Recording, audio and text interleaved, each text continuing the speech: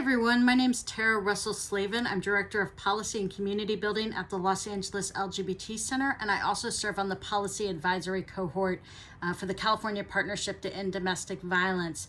And I just wanted to give you a little bit of an update on some of the federal advocacy that the partnership is working on, namely really trying to ensure that any COVID stimulus relief packages, include specific financial allocation and resource allocation for survivors domestic violence survivors. We know that this is a specifically challenging time, that programs are struggling in responding to both the new needs in relation to COVID and the increased needs and the increased challenges, but doing that with less financial resources. And so federal stimulus efforts are incredibly important. And we actually were successful in getting some funding in the initial CARES Act that went through the Family Violence Prevention Services Act. And that included money that went to domestic violence shelters, as well as the GL grant program, which serves LGBT survivors of domestic violence in the state of California.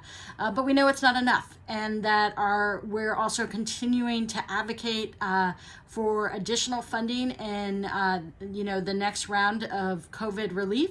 And that includes really uplifting and ensuring that funding is going to the states and then going directly to underserved communities and specifically communities of color.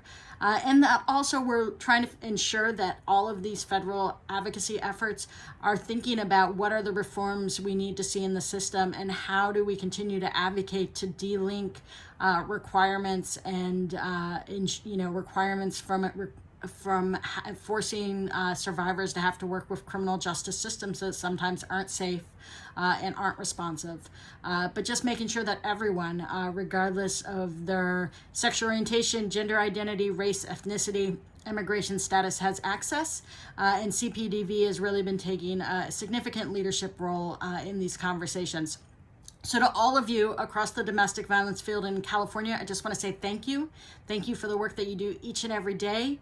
And it's greatly appreciated. And here's to hoping that we can continue to push forward the necessary reforms and secure the necessary funding that we all need to ensure that survivors of domestic violence have the resources and assistance they need in times of crises. Thank you. Bye.